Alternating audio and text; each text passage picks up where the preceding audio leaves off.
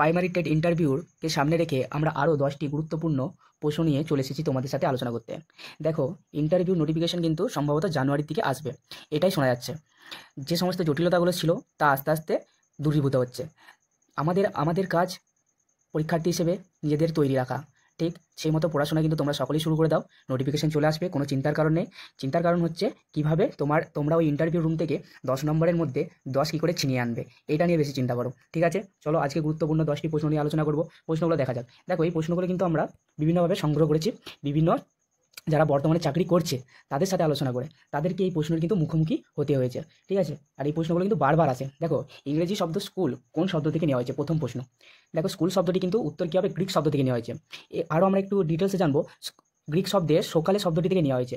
SOKHALE এই শব্দটি থেকে নেওয়া হয়েছে গ্রিক শব্দের স্কুল কথাটি। এবং স্কুল শব্দের অর্থ কী? স্কুল শব্দের অর্থ হলো অবসর বিনোদনের তাত্ত্বিক আলোচনা। ঠিক, পরের প্রশ্ন দেখা যাক। গ্যাং এজ বলতে শিশুর কোন সময়কে বলা হয় বা কোন বয়সকে বলা হয়? গ্যাং এজ বলতে শিশুর 8 থেকে 9 বছর বয়সকে বলা হয়। অর্থাৎ এই সময় সামাজিক বিকাশের স্তরে শিশুরা বেশি বন্ধুত্বপূর্ণ মনোভাব জাগরিত হয় এবং একসাথে মিলামেশা করে নতুন নতুন বন্ধুত্ব গড়ে তোলে। পরের প্রশ্ন দেখো, ব্যক্তিত্ব বিকাশে ফ্রয়েডের কয়টি স্তরের কথা উল্লেখ করেছে? ব্যক্তিত্ব বিকাশে ফ্রয়েড কিন্তু 5টি স্তরের কথা উল্লেখ করা হয়েছে। 5টি স্তর কি? একটা হলো মানসিক ক্রিয়া স্তর, যেখানে আমরা কি জানি সচেতন স্তর থাকে, প্রাক সচেতন স্তর থাকে, আর একটা হলো অচেতন স্তর থাকে। সচেতন স্তর কোনটা? যেখানে আমরা সব কিছু মনে রাখতে পারি, অর্থাৎ কোনো একটা পড়াটা ধরার সাথে সাথে তোমরা পড়াটা বলতে পারছো, অর্থাৎ তোমার ওই পড়াটা কিন্তু সচেতন স্তরে আছে।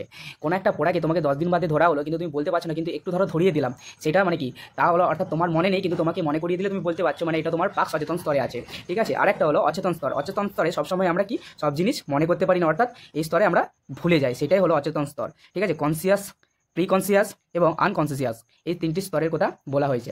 তাহলে প্রথম হলো মানসিক ক্রিয়া স্তর, দ্বিতীয় হলো প্রেষণা, তৃতীয় হলো অন্তর্দ্বন্দ্ব, চতুর্থ হলো যৌন চেতনার ক্রমবিকাশ ও পঞ্চম হলো ইদম অহম অধিসত্তা, অর্থাৎ ইগো সুপার ইগো। ঠিক, এই 5টি স্তর কিন্তু ফ্রয়েড উল্লেখ করেছেন। পরের প্রশ্নে চলে যাব। এই প্রশ্নগুলি কিন্তু তোমাদের ইন্টারভিউর দিক থেকে খুবই গুরুত্বপূর্ণ প্রশ্ন।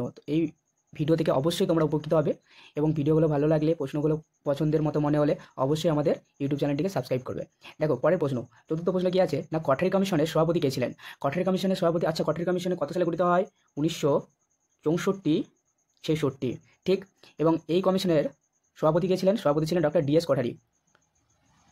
উত্তর ডক্টর ডিএস কঠারি। ঠিক, তারপর দেখো, প্রাক প্রাথমিক শ্রেণীতে কোন দুটি বইগুলি পড়ানো হয়? প্রাক প্রাথমিক শ্রেণী 2টি বই পড়ানো হয়। কটি বই পড়ানো হয় না? 2টো বই পড়ানো হয়। কী কী? একটু হলো কুটুম কাটাম ও মোজারু। কুটুম কাটাম বইটি অলঙ্কারিত করেছে কিন্তু বিদিশা মুখোপাধ্যায়, এগুলো কিন্তু মনে রাখবে।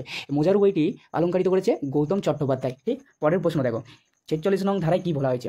সংবিধানের 46 নং ধারায় কী বলা হয়েছে না, তপশিল জাতি ও উপজাতিদের শিক্ষা ও তাদের সমাজের উন্নয়ন ঘটানোর কথা বলা হয়েছে।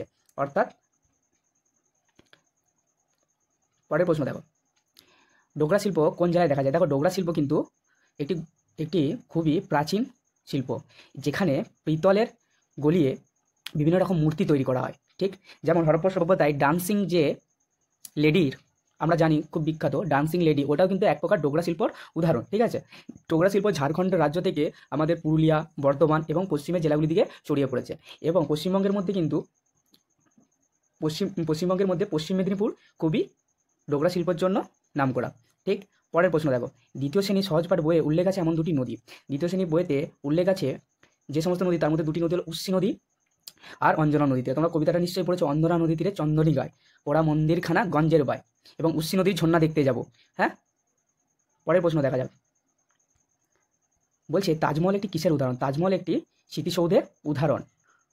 আমরা এখানে জানি স্মৃতিসৌধ, হ্যাঁ, ভাস্কর্য আর স্থাপত্য, অর্থাৎ প্রাচীন কোনো মন্দিরে তার যে কারুকার্য, অর্থাৎ তাকে কেটে ছোটো ছোটো করে লেডিস, কোনো মহিলা, পদ্মফুল, এই সমস্ত যে ছোটো ছোটো যে নকশা করা হয় তাকে বলা হয় ভাস্কর্য।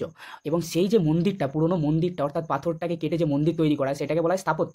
এবং কোনো কিছু যখন কারো স্মৃতির উদ্দেশ্যে কোনো কিছু মন্দির বা প্রাসাদ বানানো হয় বা বাড়ি বানানো হয়, সেইটাকে বলা হয় স্মৃতিসৌধ। যেমন তাজমহল একটি কিন্তু স্মৃতিসৌধের উদাহরণ। ঠিক, বুঝতে পেরে গেছে? পরের প্রশ্ন দেখো, আজকে শেষ প্রশ্ন, আদর্শ ছেলে কবিতাটি কার লেখা? আদর্শ ছেলে কবিতাটি কিন্তু লেখা কুসুম কুমারী দাস। এটা এবং কোন শ্রেণীর থেকে নেওয়া হয়েছে? এটা হচ্ছে কোন শ্রেণীতে আছে? আদর্শ ছেলে কিন্তু 4র্থ শ্রেণীতে রয়েছে। ঠিক, 4র্থ শ্রেণীতে রয়েছে আদর্শ ছেলে। তাহলে আজকের মতো এই 10টি প্রশ্ন ছিল, খুবই প্রশ্নগুলি গুরুত্বপূর্ণ। তোমাদের যদি ভিডিওটি হেল্পফুল মনে হয় তাহলে অবশ্যই আমাদের চ্যানেলটিকে সাবস্ক্রাইব করবে, লাইক করবে এবং সঙ্গে থাকবে। নমস্কার।